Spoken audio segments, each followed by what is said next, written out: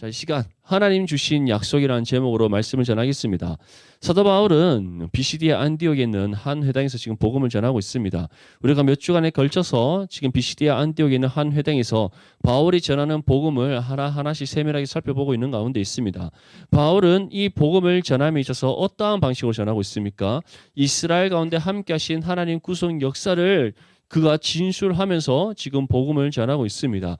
아브라함을 어떻게 부르셨는지, 그 아브라함으로부터 주셨던 하나님의 약속의 말씀이 어떻게 이스라엘 가운데 성취되어져 오고 있는지를 보여주고 있습니다.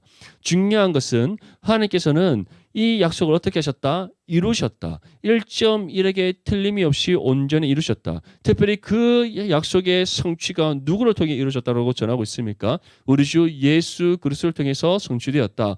그래서 사도행전 13장 22절에서 23절 말씀에 패하시고 다윗을 왕으로 세우시고 증언하여 이르시되 내가 이새의 아들 다윗을 만나니 내 마음에 맞는 사람이라 내 뜻을 다 이루리라 하시더니 하나님이 약속하신 대로 이 사람의 후손에서 이스라엘을 위하여 구주를 세우셨으니 곧 예수라. 아멘.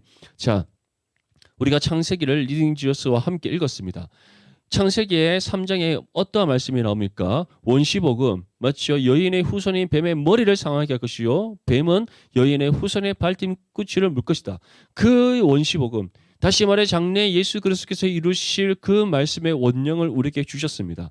근데 그것으로 끝납니까? 끝나지 않죠. 이후에 또 누구에게 하나님께서 다시금 언약을 맺으십니까? 아브라함과 언약을 맺으십니다. 너희가 너로 하여금 큰 민족을 이루게 하겠다. 그 큰 민족을 이제 앞으로 장차 하나님께서 이루시고자 하는 민족인데 그 민족이 어떠한 민족을 가리킵니까? 단순히 이스라엘을 가리키는 것이 아니라 하나님께서 창세전에 구별되게 선택하셔서 구원하시고자 예정하신 모든 하나님의 자녀들이 돌아오는 놀라운 은혜의 역사, 구원의 역사를 가리키는 겁니다. 그래서 하나님께서 장래에 이루시고자 하시는 그 이스라엘이란 것은 하나님의 언약 백성이란 것은 단순히 우리가 말하는 유대인을 가리키는 것이 아니라 세계의 모든 민족과 열방과 모든 시대를 뛰어넘어 하나님 앞에 부름받은 모든 하나님의 자녀들을 가리키는 거예요. 그러한 하나님의 자녀들이 하나님 나라에 속한 거룩한 하나님의 백성이요. 그래서 그러한 백성된 우리가 하나님의 나라에 속한 큰 민족을 이루었다는 사실을 믿을 수 있기를 축복합니다. 꼭 리딩지어스 화이팅! 꼭 읽을 수 있기를 바랍니다. 아멘. 리딩지어스와 함께하면 이 모든 것을 알 수가 있습니다. 자, 그러면서 이제 아브라함으로부터 맺었던 언약이 이제 우리 내일부터 읽게 되는 출애굽기에 보면 어떠한 언약으로 또 다가옵니까? 신의 선 언약. 맞지요? 스스로 계신 여호와 하나님께서 우리와 함께 하시는 임마누엘 하나님으로 임하는 신의 선 언약이 있습니다. 신의 선 언약 이후에 또 어떠한 언약이 나옵니까? 나중에 우리가 함께 읽겠지만 바로 다윗과 맺은 언약, 너의 후손으로 누가 오신다? 메시아가 오신다는 언약이 주어지는 겁니다. 그리고 그 언약이 누구를 통해? 우리 주 예수 그리스도 다윗의 후손으로 우리와 같은 육신의 몸을 입고 이 땅에 오신 하나님의 독생자 예수 그리스도를 통해 성취되었다는 것을 믿을 수 있기를 축복합니다. 자, 이러한 복음의 진술을 바울이 써내려가고 있습니다. 그러면서 예수님에 대해서 이와 같이 표현합니다. 세례 요한의 고백을 빌어서 이와 같이 표현합니다. 나는 그리스도가 아니라 내 뒤에 오시는 이가 있으니 나는 그 발의 신발끈을 풀기도 감당하지 못하리라. 이것이 무엇을 의미하는 겁니까? 위대한 선지자 세례 요한, 광야에서 외치는 자의 목소리가 되었던 세례 요한, 그가 회개의 세례를 선포하는 그때에 수많은 유대인들이 그 회개의 세례의 소식을 듣고 그 세례 요한 앞에 나와 자복하여 회개하며 세례를 받았던 그 놀라운 하나님의 구원 역사를 일으켰던 사람 세례 요한. 근데 그 세례 요한이 무엇이라고 말하고 있습니까? 예수님의 신발 끈도 푸는 것을 감당하지 못하는 자가 누구다? 그 위대한 세례 요한이었다. 이것이 무엇을 보여주는 것이죠? 이 땅에 오신 독생자 예수 그리스도께서 어떠한 분이신가를 우리에게 보여주고 있는 겁니다. 우리 구주 되시는 예수 그리스도께서는 어떠한 분이시다? 우리와 완전히 구별되는 존재시다. 완전한 하나님이시며 완전한 사람의 모습으로 이 땅에 오신 참 메시아시다라는 사실을 우리에게 보여주고 있는 겁니다. 그것을 지금 사도 바울이 전하고 있어요. 그러면서 사도 바울은 우리가 이와 같은 모든 하나님 구원 역사에 대한 어떠한 존재다? 증인이다. 믿습니까? 우리가 이 일에 대한 증인이다. 증인은 어떠한 역할을 감당해야 됩니까? 내가 가지고 있는 증거들을 전해야 될 역할이 있는 거예요. 증인이 법정에서 하는 역할이 무엇입니까? 어떠한 사실에 대한 사실 여부를 직접 알려주는 역할을 합니다. 만약에 이것이 참이라면 참이란 것에 대한 증언을 해야 되는 것이고, 거짓이라면 거짓에 대한 증언을 해야 될 사명이 있는 사람들이 증인이에요. 근데 우리는 어떠한 일의 증인이다? 하나님 구원 역사에 대한 증인이다. 특별히 우리 주 예수 그리스도의 모든 것에 대한 증인이다. 그래서 우리는 주어진 삶의 영역 속에서 세상 가운데 예수 그리스도의 복음의 진리를 전해야 될 복음의 사명이 있다. 이 사실을 기억할 수 있기를 바랍니다. 한번 한 주간의 삶을 돌아보세요. 우리 복음 전하며 살아왔습니까? 복음 전하면서 살아왔습니까? 안타깝습니까? 우리가 다른 곳에서 복음을 전하는 것이 아니에요. 내가 지금 발을 딛고 살아가고 있는 이 땅에서 내가 살아가고 있고 숨을 쉬고 살아가고 있는 나의 삶의 영역에서부터 복음을 전해야 됩니다. 나의 삶에서부터 복음이 전해지지 않는데, 나의 삶에서부터 복음의 사역을 감당하지 못하는데, 복음의 증인으로 삶을 살아가지 못하는데 우리가 다른 어떤 것을 감당할 수 있을 것 같습니까? 없는 거예요. 예전에 작년에 저희 아내가 선교 간증했던 거 다 한번 들으셨잖아요. 들었을 때 그때 뭐라고 얘기합니까? 선교지에 나가서 복음을 전할 거라는데 언어가 통하지 않고 문화가 다르잖아요. 맞죠? 그래서 그 룸메이트하고 이제 빨리 친해져서 영어가 능통하게 돼야 되는데 한국식 방법으로 영어를 공부를 하다 보니까 그 친구가 아주 마음이 상해서 너 도대체 밤마다 뭐하니라고 물어봤다 하잖아요. 근데 그러한 일들은 이제 겪으면서 우리 아내가 한 가지 알게 된 게 있어요. 선교지에 있을 때가 아니라 선교를 마치고 한국에 돌아왔을 때 느꼈던 것이 무엇이냐면, 그곳에서 그렇게 열심히 선교사님을 도와서 또 자신 또한 선교사서 복음을 전했는데 돌아와서는 그러한 삶을 사느냐에 대한 문제예요. 괴리감이 느껴진다는 거죠. 그렇게 그 선교사로 파송을 받고 1년 동안 그 코소보에서 열심히 선교 사역을 감당했는데 돌아와서는 그 사역을 감당하느냐에 대한 문제에 있어서 그렇다라고 말할 수 없는 자신의 모습을 보았다는 겁니다. 사랑하는 우리 디모데 지체들, 우리가 증인으로서 살아가야 될 삶은 지금 여러분들이 발을 딛고 있는 이곳입니다. 아멘.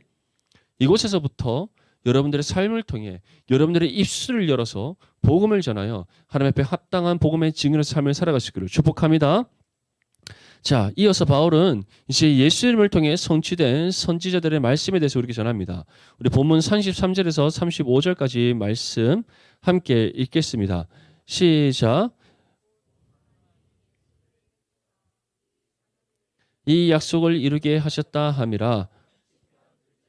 기록한 바와 같이 너는 내 아들이라 오늘 너를 낳았다 하셨고, 또 하나님께서 죽은 자 가운데서 그를 일으키사 다시 썩음을 당하지 않게 하실 것을 가르쳐 이르시되 내가 다윗의 거룩하고 미쁜 은사를 너에게 주리라 하셨으며, 또 다른 시편에 일렀으되 주의 거룩한 자로 썩음을 당하지 않게 하시리라 하셨느니라. 아멘. 자, 바울이 무엇이라고 전하면서 이 말씀을 전합니까? 우리도 조상들에게 주신 약속을 너에게 전파한다. 우리 오늘 찬양 인도자가 32절을 말하고 사도행전 13장을 말하지 않는 안타까움이 있었지만 정확하게 다시 한번 짚어줍니다. 사도행전 13장 32절의 말씀 보면 어떠한 약속을 전파한다? 너희의 조상들에게 주신 약속이다. 그 약속이 무엇입니까? 선지자들을 통해 하나님께서 주신 예언의 말씀. 다시 말해 내가 이 땅 가운데 메시아를 보낼 것인데 그 메시아가 너희를 어떻게 죄에서 구원할 것이다. 그 메시아가 너희를 회복할 것이다. 그 메시아가 너에게 참된 영생과 복을 줄 것이다. 그 약속의 말씀이었어요. 근데 그 말씀이 어떻게 성취되었다고 우리가 전하고 있습니까? 다른 무엇이 아닌 하나님께서 그 독생자를 이 땅 가운데 보내셔서 그를 죽은 자 가운데서 다시 일으켜서 썩음을 당하지 않게 하시는 놀라운 사건을 통하여서 이루셨다라고 우리에게 전하고 있는 겁니다. 이 사건이 무엇이죠? 예수님의 십자가의 죽음, 그리고 죽음에서 다시 살아나시는 부활의 사건의 사실을 믿을 수 있기를 바랍니다. 중요한 것은 하나님께서는 예수님만 그의 아들 삼으신 것이 아니라 예수님만 죽음에서 다시 부활시키셔서 썩음을 당하지 않게 하신 것이 아니라 우리에게도 동일한 은혜를 주신다는 사실을 믿을 수 있기를 축복합니다. 그래서 무엇이라고 우리에게 전하고 있습니까? 주의 거룩한 자로 썩음을 당하지 않게 하시는 은혜가 예수 그리스도를 통해 우리 가운데 주어졌다. 시편 2편 7절 말씀에 내가 여호와의 명령을 전하노라. 여호와께서 내게 이르시되 너는 내 아들이라 오늘 내가 낳았도다. 오늘 내가 너를 낳았도다. 여기는 두 가지 의미가 있습니다. 첫 번째 의미는 하나님 아버지께서 독생자 예수를 이 땅 가운데 보내셨다는 의미예요. 두 번째 의미는 예수님을 믿음으로 구원받은 우리를 하나님 자녀 되게 하셨다는 의미입니다. 이 사실을 믿습니까? 우리는 구원받은 것에 끝나지 않습니다. 다시 말해 죄 아래 갇혀 있고 죄로 인해 죽었던 우리가 예수님을 믿음으로 새 생명 얻어 다시 새롭게 태어난 거듭난 존재가 된 것을 끝나지 않습니다. 죄에서 생명으로, 죽음에서 사망에서 생명으로 건진받은 것을 끝나지 않는다는 거예요. 새로운 피조물로 거듭난 것을 끝나지 않는다는 겁니다. 우리에게 무엇이 주어진다? 하나님 자녀로서의 신분과 권세가 주어졌다. 아멘. 그래서 우리는 무엇이라고 고백합니까? 주님, 하나님은 나의 아버지 되시며 나는 그의 자녀입니다라고 우리가 고백을 드리지 않습니까? 그 고백을 드릴 수 있는 그 이유가 우리에게 하나님 자녀로서의 신분과 권세가 주어졌기 때문이라는 거예요. 그것이 누구를 통해 주어졌다? 우리 주 예수 그리스도를 통해 우리에게 주어졌다. 아멘. 그러한 우리는 썩음을 당하지 않습니다. 우리는 썩음을 당하지 않습니다. 그렇다고 해서 우리가 불로장생한다고 생각하지 마시고 그런 뜻이 아니라 우리의 육신은 죄악되기 때문에 흙으로 돌아갑니다. 육신의 생명이 끝나는 그 순간 우리의 육신은 흙으로 돌아갑니다. 흙에 묻혀서 여러분 다 나중에 육아 파보면 다 뼈밖에 없습니다. 맞죠? 화장하면 아무것도 안 남습니다. 다 흙으로 돌아가게 되어 있습니다. 그런데 우리의 영혼은 어떻습니까? 우리의 영혼은 어때요? 우리의 영혼은 썩음을 당하지 않습니다. 멸망에 이르지 않습니다. 예수 그리스도를 믿어 구원받아 우리에게 새 생명이 임하였고 그 새 생명을 통하여서 파괴되어졌던 우리의 하나님의 형상이 다시 회복되어졌습니다. 구원받은 우리의 영혼은 육신의 죽음과 함께 하나님 나라에 들어가서 예비된 영생을 누릴 줄 믿습니다. 아멘. 그것이 우리에게 주어진 영생의 은혜예요. 그 영생의 은혜가 우리 가운데 있기 때문에 우리는 썩음을 당하지 않는다. 중요한 것은 이것은 일시적인 은혜입니다. 일시적인 은혜예요. 우리가 단지 영혼의 구원의 은혜를 받는 것, 그것이 일시적인 은혜입니다. 왜 일시적인 은혜냐? 이것의 끝이 있기 때문이에요. 그 끝이 언제입니까? 예수님 재림의 때예요. 그때의 어떠한 은혜가 다시 우리에게 주어집니까? 우리의 육신이 부활하여 영혼과 함께 결합되어져서 완전한 부활처럼 거듭나는 은혜. 그래서 우리의 영과 육이 완전한 부활처럼 거듭나서 완성된 하나님 나라에서 영원한 삶을 살아가는 것.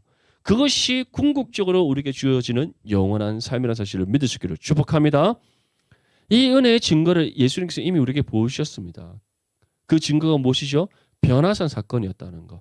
마가복음 9장 2절에서 3절 말씀에 엿새 후에 예수께서 베드로와 야고보와 요한을 데리시고 따로 높은 산에 올라가셨더니 그들 앞에서 변형되사 그곳에 광채가 나며 세상에서 빨래하는 자가 그렇게 희귀할 수 없을 만큼 매우 희어졌더라. 자, 예수님께서 제 아들과 함께 한 산에 올라가셨습니다.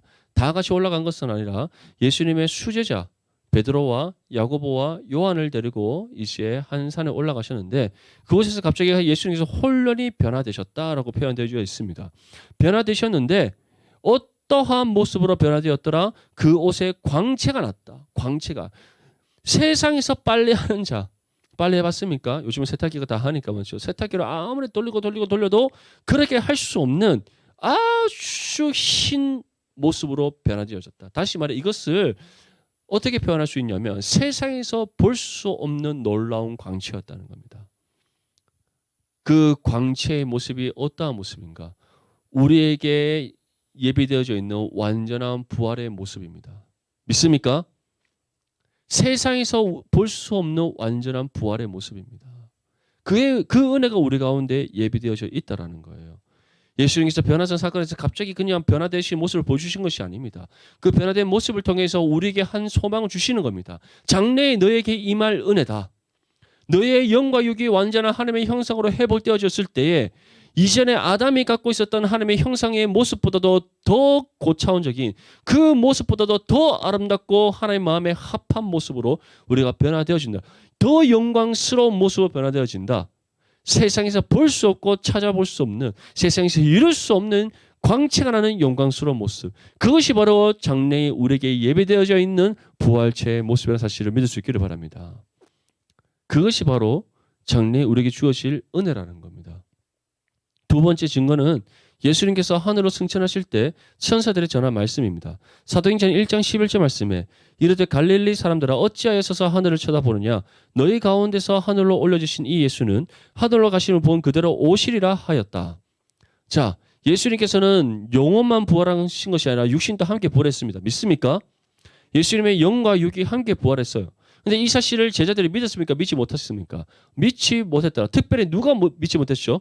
도마가 믿지 못했더라. 도마가 어떻게 말하면서 믿지 못한다고 말했습니까? 내가 못 짜고 난 주님의 손에 손가락을 넣어보지 않고 내가 창 짜고 난 예수님의 옆구리에 손을 넣어보지 않고서는 나는 믿을 수 없다라고 얘기했어요. 근데 어느 날 홀연히 또 주님께서 제자들 가운데 나타나셨습니다. 그리고 도마를 부르십니다. 그리고는 이와 같이 말합니다. 도마에게 이르시되 내 손가락을 이리 내밀어 내 손을 보고 내 손을 내밀어 내 옆구리에 넣어보라. 그리하여 믿음 없는 자가 되지 말고 믿는 자가 되라. 그러자 도마가 무엇이라고 고백합니까? 나의 주님이시요 나의 하나님이시다. 그랬더니 예수님께서 이와 같이 말씀합니다. 너는 나를 본 거로 믿느냐? 보지 못하고 믿는 자들은 복되도다. 이처럼 예수님께서는 영과 육이 부활하셨습니다. 그리고 그 부활하신 그 모습 그대로 하늘로 승천하셨고 하늘로 승천하신 우리 주 예수 그리스도께서는 올라가신 모습 그대로 다시 이 땅에 오신다. 어떠한 신분으로? 심판주의 신분으로 이 땅에 오신다. 그리고 그때 어떠한 일이 일어나는가? 우리의 육신이 땅에 묻혀있던 흙으로 돌아갔던 우리의 육신이 부활하여 천국에 들어가 있던 우리의 영혼과 함께 결합되어진다. 그래서 완전한 부활체로 거듭나는 하나님의 은혜가 임하는데 그 모습이 어떻다? 세상에서 볼 수 없는 광채가 나는 영광스러운 모습이다. 아멘? 그 은혜가 우리 가운데 예비되어져 있다라는 거예요. 그런데 이러한 모든 일들이 이루어지는 것이 어떠한 것이다? 하나님 약속의 말씀이 성취되어지는 은혜다. 선지자들로부터 이미 하나님께서 예언하셔서 우리에게 전하신 약속의 말씀이 성취되어지는 은혜의 순간이다라고 우리에게 말씀하고 있는 겁니다. 사랑하는 성도 여러분, 이처럼 하나님의 말씀은 반드시 이루어집니다. 하나님의 말씀은 1.1획에 틀림없이 온전히 이루어집니다.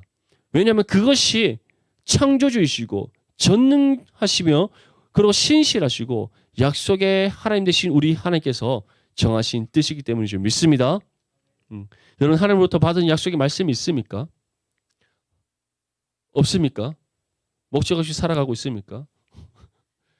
원하기로는 우리 디보데 치들 한 사람 한 사람이 여러분들의 삶을 향한 하나님의 계획과 뜻을 발견할 수 있기를 바랍니다. 말씀을 통해 여러분들의 삶 가운데 하나님께서 창세전에 이미 세우신 그 계획과 신과 뜻이 무엇인지를 발견할 수 있기를 바랍니다. 그리고 하나님께서 보여주신 믿음의 표대를 향해 한 걸음 한 걸음 내디디며 나아감으로써 하나님의 계획과 뜻에 합당히 쓰임받는 믿음의 삶이 될 수 있기를 축복합니다. 예. 근데 그러한 뜻이 어떻다? 반드시 이루어진다. 왜냐? 하나님께서 이루시고자 정하신 뜻이기에 하나님 정하신 때 가장 기뻐하시는 방법으로 반드시 성취된다는 사실을 믿을 수 있기를 바랍니다. 우리는 그러한 하나님의 우리의 삶을 향한 그 계획의 여정 속에서 걸어가고 있는 겁니다. 하나님께서는 모든 인류의 역사를 주관하십니다. 있습니까? 그것을 우리는 헬라어로 크로노스라고 합니다. 그런 하나님께서 세상의 시작과 끝을 주관하시는 하나님께서 그 모든 이 세상을 이끌어 가시는 그 시간의 흐름을 크로노스라고 합니다. 그러한 가운데 우리에게 임하는 하나님의 때가 있습니다. 시간이 이렇게 흐르고 있는데 하나님의 때가 우리에게 수직적으로 임하는 그 중요한 순간이 있습니다. 그 때를 우리는 카이로스의 때라고 얘기하는 겁니다. 크로노스의 역사적인 흐름 속에서 우리를 향한 하나님의 카이로스의 때가 있는 겁니다. 그 카이로스의 때가 우리와 저와 여러분들의 삶 가운데 임할 수 있기를 소망합니다. 하나님은 때를 따라 우리 가운데 그 때를 알려주십니다. 때를 따라 우리를 통해 뜻을 이룸으로써 하나님의 카이로스의 때가 임했다는 사실을 증거해 보이십니다. 그러한 하나님의 카이로스의 때가 저와 여러분들의 매 순간순간마다 임할 수 있기를 소망합니다. 분명히 기억하십시오. 하나님께서 선지자들을 통해 주신 약속의 말씀은 반드시 성취됩니다. 바울이 무엇이라고 우리에게 전하고 있습니까? 하나님께서 선지자들을 통해 주신 그 말씀이 반드시 이루어진다. 그 중에 하나의 증거가 우리로 하여금 어떻게 된다? 썩음을 당하지 않게 하시는 은혜다. 우리에게 예비된 영생이요 완전한 부활체를 거듭나서 완성된 하나님 나라에서 영원토록 사는 은혜다. 그것이 바로 선지자를 통해서 전하신 말씀이 응하게 하셨다는 것에 대한 증거라는 사실을 믿을 수 있기를 소망합니다. 또한 바울은 다음과 같이 전합니다. 우리 36절에서 39절까지 말씀 함께 읽겠습니다. 시작. 다윗은 당시에 하나님의 뜻을 따라 섬기다가 잠들어 그 조상들과 함께 묻혀 썩음을 당하였으되 하나님께서 살리신 이는 썩음을 당하지 아니하였나니 그러므로 형제들아 너희가 알 것은 이 사람을 힘입어 죄 사함을 너희에게 전하는 이것이며 또 모세의 율법으로 너희가 의롭다 하심을 얻지 못하던 모든 일에도 믿는 자마다 의롭다 하심을 얻는 이것이라. 아멘. 자, 다윗은 이미 죽고 없습니다. 지금 바울이 이 말씀을 전하는 때로부터 그 과거로 돌이켜보자면 이미 1100년 전에 다윗은 죽고 없습니다. 아주 오랜 시간이 흘렀다는 것이죠. 그런데 하나님께서 살리신 이는 어떻다? 썩음을 당하지 않는다. 먼저는 우리 주 예수 그리스도를 의미하는 것이고 부활하신 우리 주 예수 그리스도 또한 죄에서 건지받아 구원받은 우리를 의미하는 겁니다. 우리는 썩음을 당하지 않습니다. 그런데 썩음을 당하지 않는 것뿐만 아니라 우리는 어떠한 은혜를 받았다? 죄사함의 은혜를 받았다. 죄사함 받아 하나님과 화목을 이루어 영원토록 하나님과 더불어 사는 은혜가 우리 가운데 주어졌다. 그런데 그와 함께 또 우리가 얻게 된 것이 있는데 무엇이다? 의롭다 하심을 얻은 것이다. 하나님부터 의인이라 인정받는 삶이 되었다는 겁니다. 한번 생각해 보십시오. 우리가 의롭습니까? 여러분들 앞뒤 좌우를 한번 바라보십시오. 우리 디모데 세대의 모습 바라볼 때마다 당신은 정말 의로운 사람입니다 라고 막 입에서 막 고백이 나옵니까? 막 한숨 쉬고 안타깝게 바라보고 안타까워요. 그렇죠. 사실 우리는 저는 정말 의로운 사람이에요. 한 점의 어떤 티끌만한 어떤 흠과 티가 없는 사람이에요. 자신 있게 말할 수 있는 사람 손 들어보십시오. 있습니까? 아무도 없어요. 우리 모두는 다 부정한 사람입니다. 육신의 부패함을 입고 있습니다. 육신의 죄성을 갖고 있습니다. 지금도 말씀을 듣는 이 순간 우리의 생각과 마음속에 무엇이 잡혀 있는, 무엇이 지금 들어있는지 자기 자신만 알고 있습니다. 맞죠? 그런 자기 자신을 하나님 앞에 내어놨을 때 하나님 보십시오. 저는 이처럼 의로운 사람입니다. 말할 수 있는 사람이 있습니까? 아무도 없어요. 그렇기 때문에 예수님께서 무엇이라고 말씀합니까? 다른 사람의 눈 속에 보이는 티를 발견하여 빼려고 하지 말고 네 눈을 가리고 있는 죄의 들보부터 발견해서 빼어내라. 그것이 무엇을 말씀하는 겁니까? 우리 중에 그 어느 누구도 다른 사람을 판단하고 정죄할 자격이 없다라는 겁니다. 그만큼 우리는 불의한 존재예요. 그러한 우리는 하나님께서 어떻게 여기주셨다? 의롭게 여기주셨다. 무엇을 보시고 우리를 의롭게 여기주셨는가? 예수 그리스도의 십자가의 공로를 보시고 우리를 의롭다 여기주셨다는 사실을 믿을 수 있기를 바랍니다.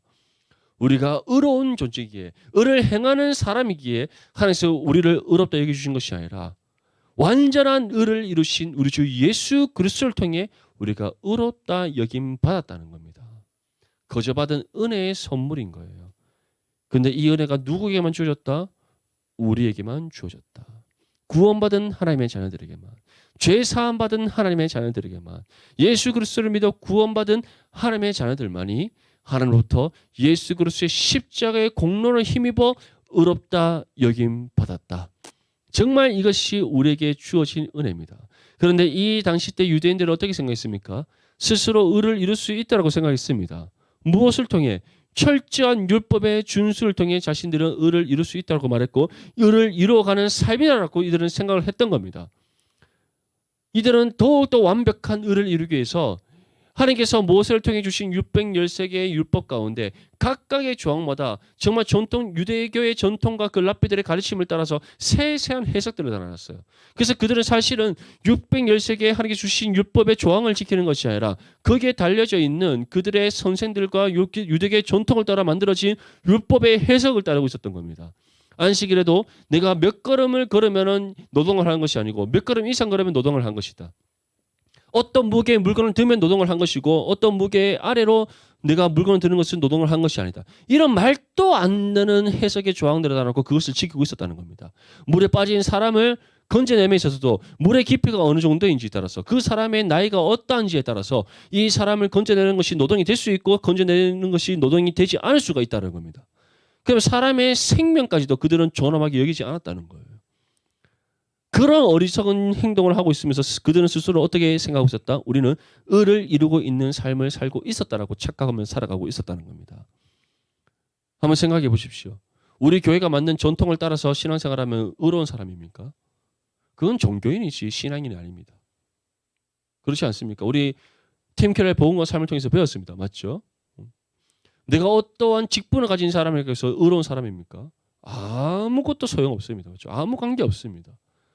우리가 의롭다 여김받는 것은 오직 무엇을 통해? 예수 그리스도를 믿어 구원받음을 통해 예수 그리스도의 십자가의 공로를 힘입어 하나님부터 의롭다 여김받는 것이지 우리가 의를 이룰 수 있는 것도 아니요 그럴 만한 능력이 있는 것도 아닙니다. 그리고 우리는 의롭다 여김받을 만한 그 어떤 자격을 갖추지 못한 죄인의 사실을 기억할 수 있기를 축복합니다. 그런데 중요한 것은 이 모든 은혜가 우리 가운데 값없이 주어졌다는 것. 거저 주신 하나님의 은혜라는 것. 그렇기 때문에 우리는 그 은혜에 반응하여서 우리가 지금 발을 딛고 살아가는 우리의 삶의 영역에서부터 주어진 복음을 전하는 삶을 살아야 될 줄 믿습니다. 본문 40절과 41절 말씀 함께 읽겠습니다. 시작. 그런즉 너희는 선지자를 통하여 말씀하신 것이 너에게 미칠까 삼가라. 일렀으되 보라 멸시하는 사람들아 너희는 놀라고 멸망하라. 내가 너희 때를 당하여 한 일을 행할 것이니 사람이 너희에게 일러줄지라도 도무지 못하리라 하였느니라 하니라. 아멘. 자, 바울이 마지막으로 우리에게 무엇이라고 전합니까? 하나님께서 선지자를 통해서 전하신 말씀을 마지막으로 전하면서 이와 같이 우리에게 전합니다. 보라, 멸시하는 사람들아 너희는 놀라고 멸망하라. 내가 너희 때를 당하여 한 일을 행할 것이니 사람이 너에게 일러줄지라도 도무지 믿지 못할 일이라. 하박국서 1장 5절에 나오는 말씀입니다. 그 옛날 하박국 선지자가 하나님이 심판의 메시지를 전했음에도 불구하고 유대인들이 그 말씀을 들었습니까? 듣지 않았습니까? 듣지 않았다라는 거. 그래서 결국 어떻게 됩니까? 북이스라엘은 주전 721년에 아수르에 의해서 멸망을 당합니다. 남유다는 주전 586년에 바벨론에 의해서 멸망을 당합니다. 그 이후에 이시의 스룹바벨과 예수아를 통해서 예루살렘으로 돌아오고 또 에스라를 통해서 돌아오고 마지막으로 느헤미야를 통해서 돌아옵니다. 그리고 느헤미야를 통해서 54일 만에 성벽이 완성됨으로써 예루살렘 성전과 성벽이 완성되어지는 하나님의 은혜가 임합니다. 그런데 중요한 것은 그러한 하나님의 회복하심의 은혜가 임하였고 그 회복하심의 은혜와 함께 수문학 감정에서 하나님의 말씀이 선포되는 그 순간 정말 놀라운 부흥의 역사, 영적으로 쇠퇴하고 죽어있던 모든 것들이 다시 살아나는 하나님의 놀라운 부흥의 역사가 임했습니다. 근데 그 은혜가 계속해서 이어졌습니까? 계속해서 이어지지 않았다는 거. 느헤미야의 때가 끝나고 그 다음에 하나님을 알지 못하는 세대가 일어났을 때 그들은 다시 죄악의 길로 치우치게 되었고 하나님의 계시가 중단되어지는 450년의 시간을 그들은 보냈다는 겁니다. 그 신구약 중간기의 시대 속에서 유대인들은 정말 많은 핍박과 어려움을 당합니다. 헬라제국으로부터 핍박을 당하고 유해인 로마로부터 핍박을 당합니다. 그러한 가운데 말씀이 육신이 되어 이 땅 가운데 오셔서 참 빛을 비쳤음에도 불구하고 누가 알지 못했다? 하나님의 언약 백성이라고 말하는 그 유대인들이 알지 못했다. 그들이 예수 그리스도를 영접하지 않았다. 오히려 예수 그리스도를 십자가에 못 박아라 외쳤고 그를 십자가에 못 박아 죽이는 일에 앞장섰다. 안타깝지 않습니까? 이후에 오순절 성령 감림 사건을 통하여서 성령 충만한 베드로가 복음을 전했을 때 남자만 3,000명이 돌아서는 놀라운 구원의 역사가 일어났습니다. 예루살렘의 수많은 사람들이 계속해서 사도들의 가르침을 받으며 정말 경건한 신앙의 삶을 살아갔고 놀라운 복음의 역사가 일어났습니다. 하지만 그때도 잠시 이제 무엇이 일어납니까? 교회를 향한 본격적인 핍박이 일어났다. 그래서 그 회심한 그리스도인들이 예루살렘과 유대와 사마리아와 갈릴리와 여러 땅끝까지 이뤄서 흩어지며 이제 각각 정착한 도시에서 복음을 전합니다. 그렇다고 해서 그들에게 계속해서 좋은 은혜의 결과만 있습니까? 그렇지 않습니다. 반복적으로 교회가 핍박당하고 복음의 길이 가로막히며 끊임없는 하나님 그 죄에 대한 시험과 고난과 고통이 일어났다는 것. 복음을 전해도 듣지 않는 자들이 있었고 복음을 전할 때마다 그 복음을 거부하는 사람들이 있었다. 그런데 바울이 무엇이라고 우리에게 전하고 있습니까? 중요한 것은 너희 때를 당하여 하나님께서 행하는 한 일이 있을 것이다. 그것이 무엇이다? 멸망이다. 분명히 기억하십시오. 죄의 결과는 멸망입니다. 그렇다고 해서 막 지금 마음속에 품고 있는 분노의 마음을 품고 있는 직장의 상사를 생각하지 마시고 알겠죠? 또는 우리 또 주변에 나를 괴롭히고 있는 선배나 동기나 후배들 생각하지 마시고 그들은 복음을 전해야 될 대상이지 멸망해야 된다 이렇게 정죄해야 될 대상이 아닙니다. 아시겠죠?